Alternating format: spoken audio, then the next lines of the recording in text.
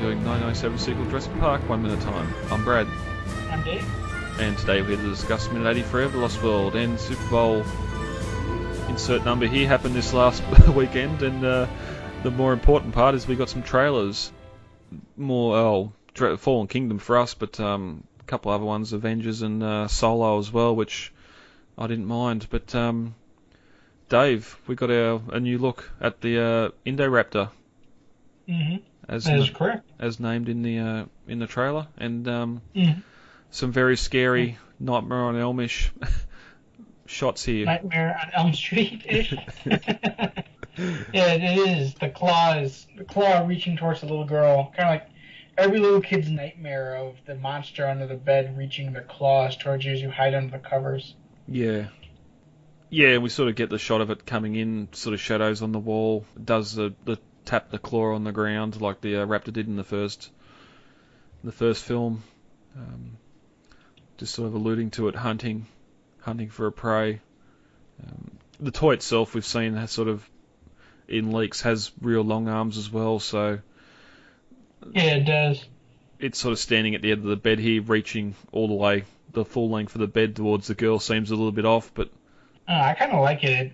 Then we get the shot of the close-up of the teeth, and it looks very much like the xenomorph from the Alien movies, where you get that close-up of the teeth just growling and clenched, drooling drool out of the maw. Yeah, well, it's even drooling and quivering just like it.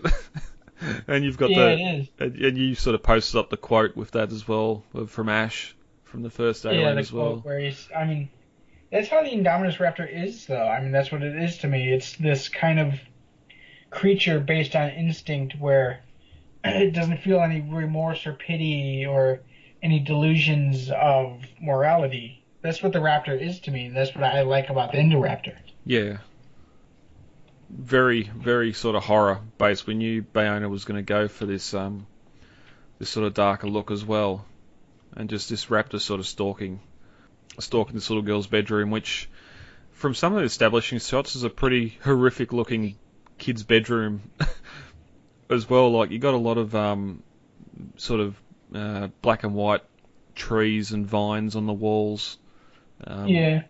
There's a shot where we see the Indoraptor first approaching the silhouette. There's a horse with its mouth agape, sort of horse screaming as well, which is an odd one.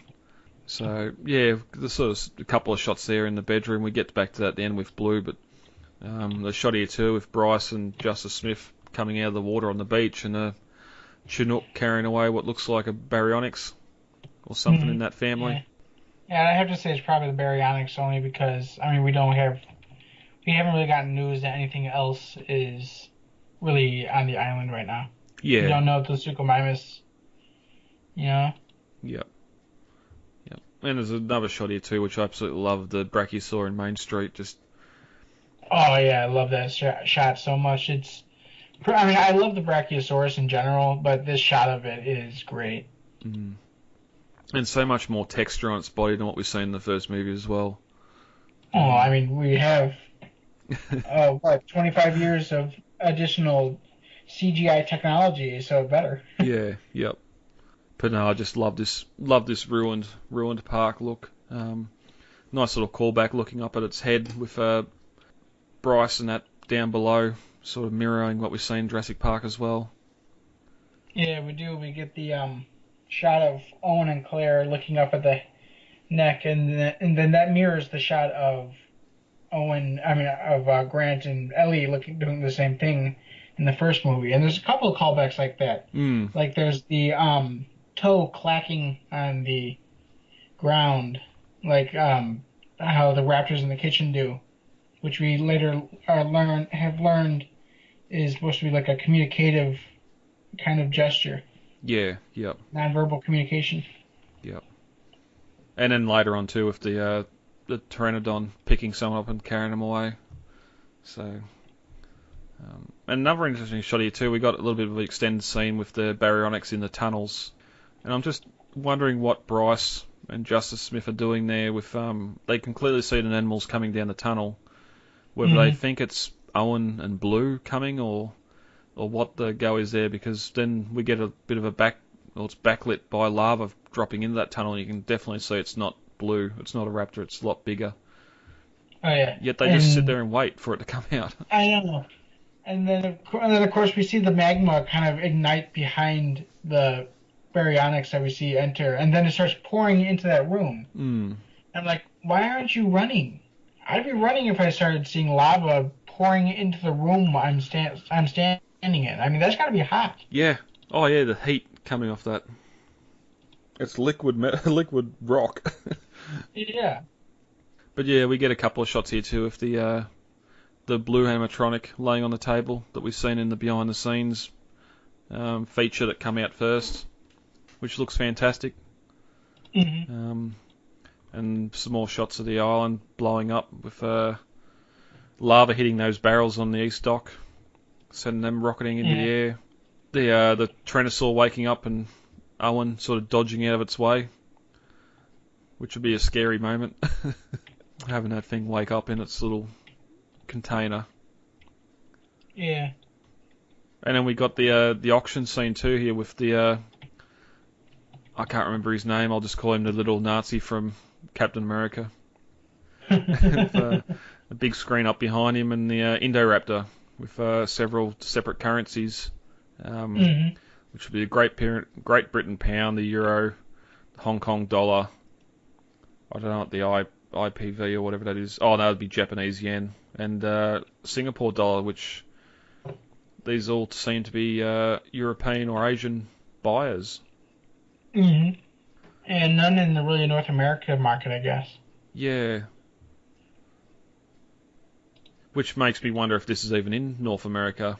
We've suspected that the mansion might be in another location, similar to the original John Sayles script from Jurassic Park 3. So interesting to see what happens there. And also on the side of the screen as well, it's got bidding pre-approval required for online bidding, which I'd love to see if that's a little marketing thing that comes in close to the film's release or on the film's release, where you can bid online for an animal and you might get a little toy of it or something sent to you.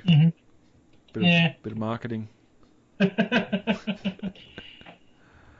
Second place award for the bidding war seems to be a lot less exciting. Yeah. After the auction scene, we got the Indoraptor in the little girl's bedroom. Obviously, Owen's come in and busted up the party, and she's not happy with that, and sort of corners at Owen and the little girl in the room. And and that is actually a great bit of acting by them, I think, just because, I mean, the look of sheer terror on Chris Pratt's face. I've never seen that.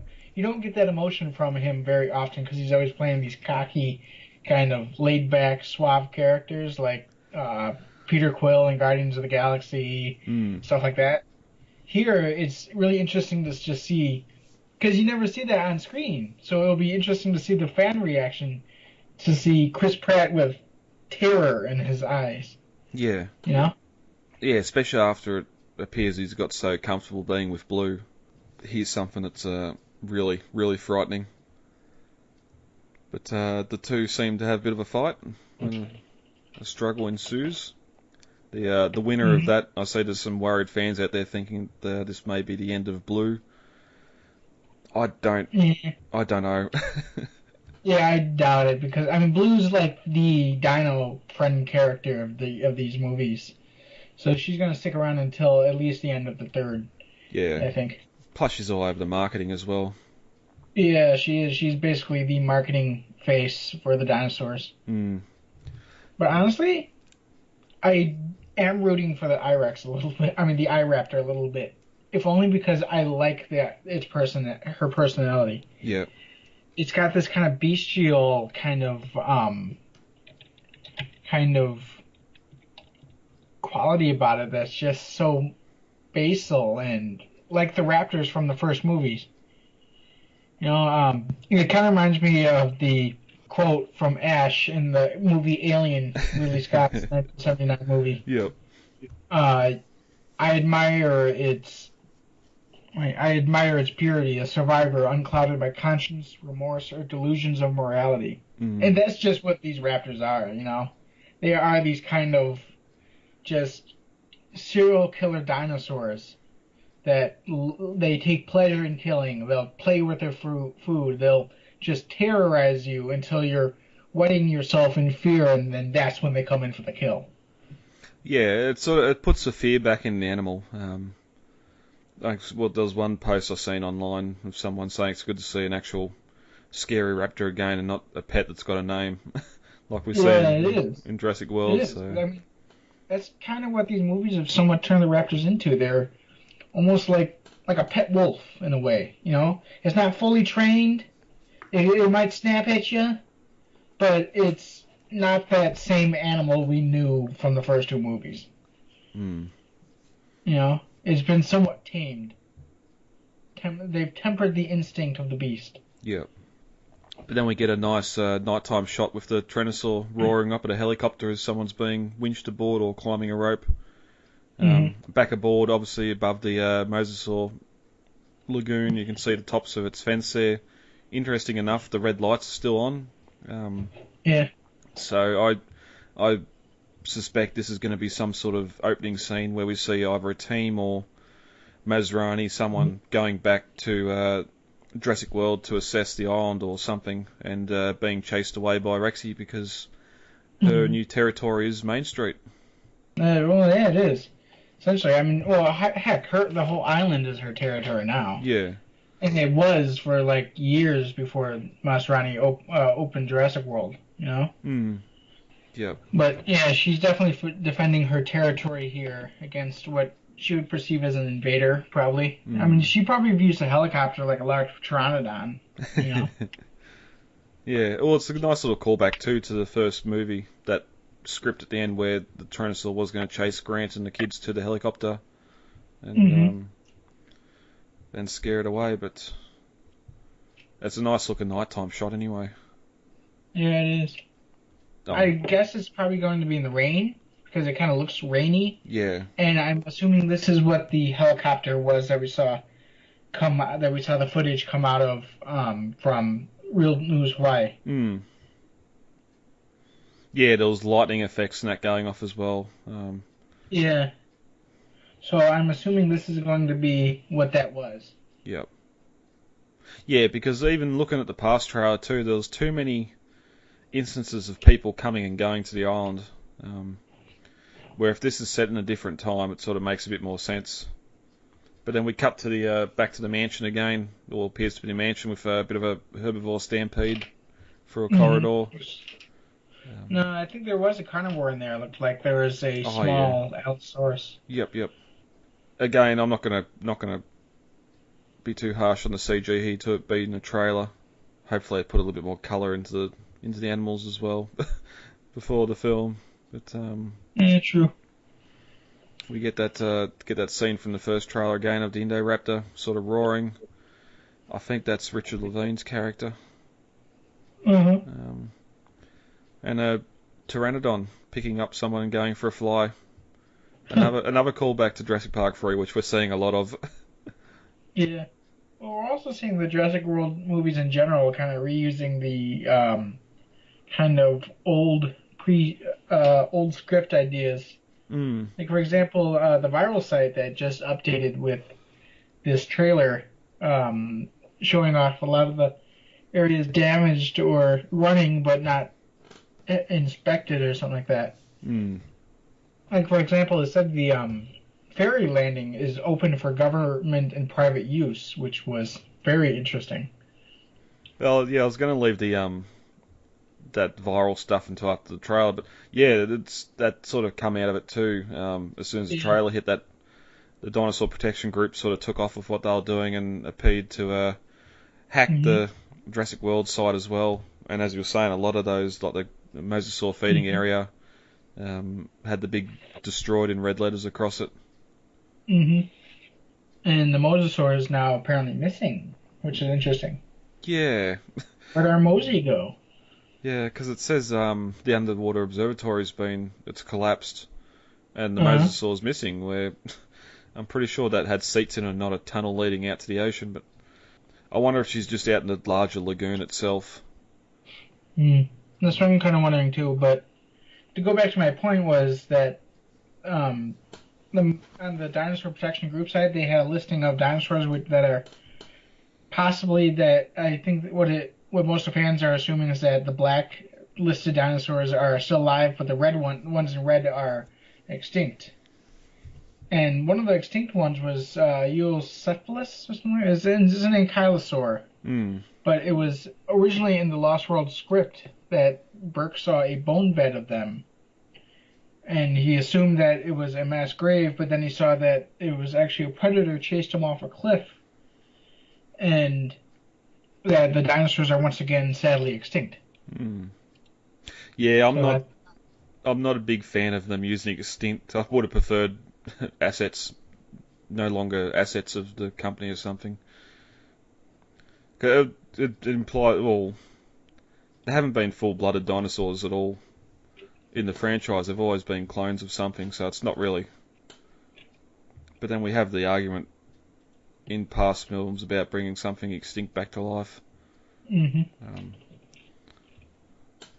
Yeah, and even that list as well, like Edmontosaurus is crossed out on it as well, or red on it as well, so the Lost World's our one and only mention or appearance of it. Yeah. There's some good stuff, that viral marketing. There's a bit of backstory with the volcano seemingly going active in 2007. It's odd they say they can't get onto the island to monitor it because it's privately owned, and that's the Costa Rican government, where surely if the InGen lease still exists, the government can overrule that lease and go there, but I'm not sure how all that works. Whether Masrani might have brought it out right when they took over. Yeah, that's a distinct possibility that they did. Yep.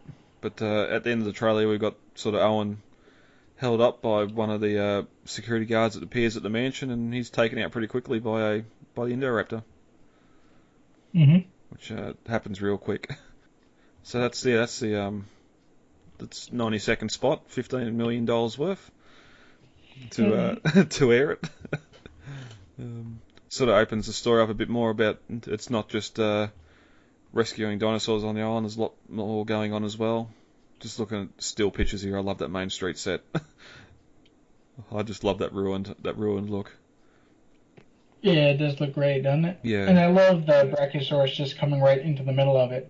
Yeah, which makes you wonder if that's sort of the Tyrannosaurus territory. Why is it wandering in by itself? But I think someone said it's a bit younger, it's a bit smaller, so it might not know any better. Maybe, yeah. But that's the Fallen Kingdom trailer. Anything else you want to talk about that before we talk about the return of Ian Malcolm?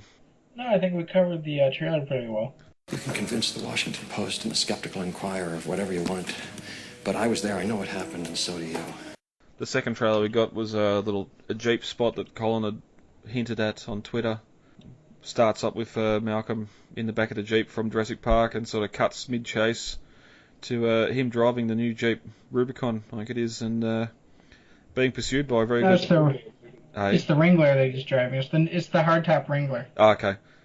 And yeah, a nice looking T-Rex chasing it. Yeah, I think I heard a rumor that Julian Romero did the CGI for the Rex here, because he kind of posted something on Facebook that made it seem like he did. Yeah. Because of course he works for ILM, and I think he works for ILM for one of their divisions, and so I know he did work on Star Wars, and he did work on he did not work on Jurassic World, but he wanted to. Yeah. I love Ian Malcolm back. I love the Jeep back. I love the T-Rex back, in the Redwoods no less. I fangasmed. I very much fangasmed. I also love too. There's a nice little map of Isla Nublar on the GPS in the Jeep. That's the original map, not the Jurassic World map too, which is a good little callback there. But yeah, of course, mid-chase, he gets the better of the Rex and starts chasing it. Nice, and I just love that shot of the Jeep chasing the T-Rex, and we get that wide shot of the T-Rex running through the redwoods, being chased by the Jeep. Yep. I made that my desktop wallpaper on my computer. And of course, I made the ending shots that we got of they're on the cliff. They're at the edge of the ocean, and they're chasing them, and the Jeep's chasing the T-Rex. I made that my Facebook header. Yeah. It would have been nice if it was a soft top Jeep, but I'm guessing it without being painted up like the Jurassic Park Jeep, the general shape of the Jeep hasn't changed a lot since '93, so it wouldn't really look like the new one unless you look really close. But it's just great, and like Jeff Goldblum come back and done a lot of marketing and viral stuff for Independence Day Resurgence as well. So I'm guessing this won't be the last thing we see. Yeah, I'd hope to see more of it because, of course, Jeff Goldblum's going to start doing conventions now too, so that'll be fun. Yep. Yeah, I wonder if he starts making his own commercials against the Dinosaur Protection Group. Oh, that would be interesting. That would be a bit of interesting viral marketing, you know? Yeah. It's also sort of get more of him being involved with the film, even though he hasn't got a large part, as far as we know, in the film. But yeah, that's the Super Bowl stuff. Anything else you want to bring up with that before we get into 83? No, I think we covered that pretty well. All right. As we entered mid-82 of The Lost World, Nick, Sarah and Kelly had found refuge in a waterfall, along with Burke. But the Tyrannosaur was close behind. As we open on minute 83, the Tyrannosaur's head's still in the waterfall, trying to grab them, but Nick realises that it can't reach him. Its tongue reaches out, then licks Sarah, but still can't reach any of the survivors. At 82 minutes and 18 seconds, we see a snake start to crawl down Burke's shirt, and he looks around and realises what's happening, and yells. He moves forward, yelling, "It's a snake, it's a snake." Sarah yells to stay back, but Burke moves too close to the Tyrannosaur and it grabs his arm, pulling him out of the waterfall. At 82 minutes and 31 seconds we hear a chomp, and red blood starts to mix with the water on the waterfall. And Robert Burke is dead. At 82 minutes and 40 seconds, while cradling Kelly, Nick sees a shadow in the waterfall and yells, "It's coming back." We soon realise it's Ian, not the Tyrannosaur. At 82 minutes and 49 seconds we cut to the rest of the survivors running from the forest into the long grass. And as minute 83 ends we see RJ run to the grass and stop and about to yell something. And this ends minute 83 of The Lost World. As we end the last minute, Nick, Sarah and Kelly ran into the waterfall, little concave there with Burke following close behind. And the Rex come in after him as well. As we open it this minute, Nick's sort of stand there between Animal and the girls, yelling that he hates it. "You son of a bitch, I hate you." And then Burke starts pushing him out of the way, and he's like, "It can't reach you, it can't reach you." Yep. Because you can see him trying to wedge himself between Kelly and the rock face. Yeah. Yep. And yet the Rex also roars too, which would be insanely loud in that small space. Oh yeah, especially with the echoing off of the rock, you know? Yep. And you get that nice big tongue-licking Sarah. Yeah, another little callback to the original Jurassic Park novel as well, where Tim and Lex and Alan go behind a waterfall while I think at that point the Tyrannosaur's actually...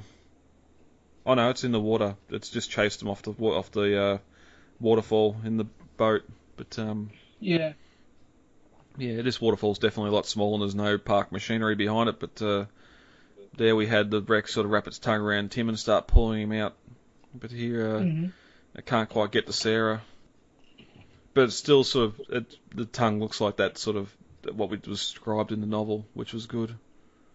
Actually, interestingly, in the novel, it was described as blue, like a parrot's, you know? Oh, was it? Yeah, I think so. Oh, okay. But then we cut to the snake. Now, being someone internationally, I never got the whole yellow band, blue band, red band, whatever the snake identification is. There's a lot of, not fan hatred, but sort of fan questioning out there as to why Burke reacted the way he does when he sees a snake, knowing it's only a non-venomous snake. You want to fill it in for the international listeners, Dave? Sure, yeah. Basically, the rhyme goes, red next to yellow will kill a fellow, red next to black is a friend of Jack, or something like that. And so, we're basically saying the difference between a coral snake and a just a regular, what is it? I can't remember the other species. It'd have to be a python. The one that's the milk snake. It's a milk snake, that's right. Yep. And so, basically, a milk snake is perfectly common, non-venomous snake. It's pretty much common across the Americas. But the coral snake is highly venomous. And Burke doesn't really get a good view of the snake here, and so he just sees red and black and white bands, and he starts running towards the wreck's mouth to get away from it. Yeah, I'll also maybe wrongly assume the coral snake is a sea snake or lives near the ocean, but that might be an inland thing as well. But also, and also you got to look at the scene here too. His glasses are foggy because he's just gone through the waterfall. He can't look or turn his head all the way back to see the whole snake go into his shirt. He can feel it. He knows. You can sort of just see that tip of the tail disappearing into his shirt. So he does what anyone would do and go, "Oh crap, it's a snake." But interesting. He sort of walks away from the wall here after the snake's already gone into his shirt, and of course, as soon as he does that, he gets himself that little bit closer to the Rex where it's able to grab his arm and pull him out. Now, one thing I've always... I can't really see it here in the version I'm watching, but it always seemed like Sarah or Nick were pushing him towards the Tyrannosaur with the hand instead of trying to grab him to pull him back. But there's a bit of a split here between where he's pulled and where they put their hands up to try and pull him back, so that might be just something from my childhood I'm not remembering properly. Yeah, possibly, because I never really got that. I thought they're kind of grabbing him, because Sarah even yells, "Come back!" Yeah. You know? But the Rex has got him by the arm and starts pulling him out of the waterfall, which... I wish I had a big knife to start cutting my arm off. You're in the grasp of that animal. Obviously, you've probably got a tooth that's gone through your arm as well, so... Oh, you know it. Yeah, this was always one of my favorite deaths, only because it's so gruesome, where you see the waterfall turn red, and I even have a caption picture, I'll post it up on our social media, where it says, bones crunching and the screaming stops. Yeah. And it's just like, ooh, you know? Yeah, and we've seen before what happens when the Rex sort of throws in the air and goes gulp with Eddie. But it's interesting, there's a little bit of I don't know if it's a sound flub or what the go is, but as we see Burke sort of raise up behind the water, we hear the gulp, the cry, and the cry cut out in the gulp, while his legs are still kicking at the top of the waterfall. It's like they're a little bit quick with that sound effect. Cue the red water in the waterfall again. Another callback, another similar to what we've seen with Dieter as well. And again, implying death and not actually seeing it. Which, sort of great little touches by Spielberg. Now, I always kind of wondered, what is the groaning noise when... Because we hear a groaning noise, and Nick look up and yell, "It's coming back." But then Ian Malcolm just appears, a wild Ian Malcolm appears, you know? Yeah, well, it's an odd one because Sarah's there with her eyes shut, and Nick's sort of holding Kelly, saying it's okay to her, and he looks up and sees a shadow coming back towards the waterfall and yells it's coming back. Whether after hitting Burke, the Rex sort of turned and shook his head and growled a bit, but it's pretty quick. Like, Ian arrives really quick on the scene here. Yeah, he does.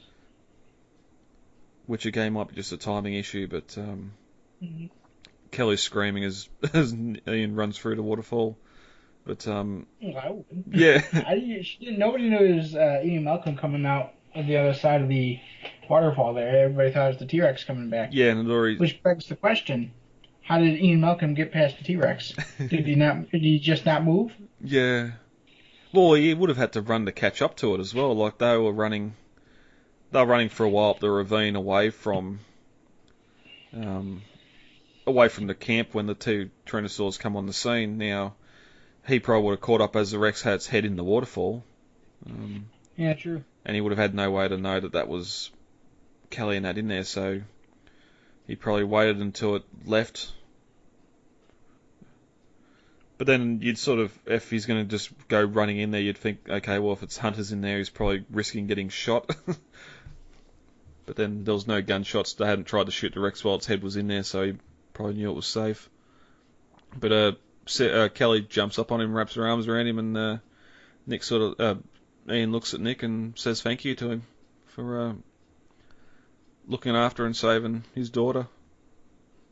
I suppose Sarah to another extent as well. Mm-hmm. But then we cut to a high-up shot of the hunters running through the palm tree forest and emerging out into the open grassy field. I just love here we start to get those drums pick up again too, as we get me too. The flashlight sort of scanning the area and flicking over the grass. And I do love that we get to see palm trees here because it shows a definitive shift between location, you know? Mm. People are always like, oh, the Lost World, it's the redwoods, you know? Why is there no palm trees? Why is there no redwoods in Jurassic Park 3? But when you think about it, the split is very 50-50. In a way that the redwoods are very isolated to kind of more coastal regions, except for that little spot that's near the Dieter's death. Yeah, yep. Which would make sense, seeing as the name is coastal redwoods. They thrive on the mists that come off the ocean. Mm. And that's how they get big. But here, where it shows a definite that they're no longer in that redwoods location. We now have definitive palm trees, you know? Yeah. And it just sort of, we know that this grassy field is sort of the barrier or the edge of this higher area that drops down into the interior of the islands. Mm-hmm. And that's why when we get to the worker village, when we get there a little bit later, it's all palms and ferns and that sort of lower foliage. There's no large trees. Yeah. But I mean, there are some large trees, though, because if you look at the background, they're surrounded by large trees, and they're these kind of... I saw them in California. I don't know what they are, but they have, like, this kind of gnarled quality about them. They have this look about them that shows you can see why Spielberg chose them, you know? Mm. Or chose them for the sets, when he did the sets. They have this kind of like gnarled, twisted quality about them that is very spooky. Yeah, yep. And just adds that sort of abandonment and the unknown. But as we end the minute here, we sort of get RJ come out of the forest as well, out of the ferns and into the grass, and he's about to yell something. We don't see what that is or hear what that is in this minute, but the last of the last of the hunters here running out into the long grass. Mm-hmm. So anything else on 83 you want to talk about before we get out of here for the day? No, I think we're good. All right. All right, guys, let's get the hell out of here. Contact details are on the website, thelostworldminute.com. You can email feedback to thelostworldminute@gmail.com, Facebook, The Lost World Minute, Twitter @TheLostWorldMinute, and Instagram, The Lost World Minute. Easy to remember. Yeah, yep, very easy to remember. David, thank you for joining me for this record. Welcome. And we'll be back. I've been Brad. I'm Dave. And we'll talk to you all later. Goodbye. Talk to you later. Bye. It is absolutely imperative that we work with the Costa Rican Department of Biological Preserves to establish a set of rules for the preservation and isolation of that island. These creatures require our absence to survive, not our help. And if we could only step aside and trust in nature, life will find a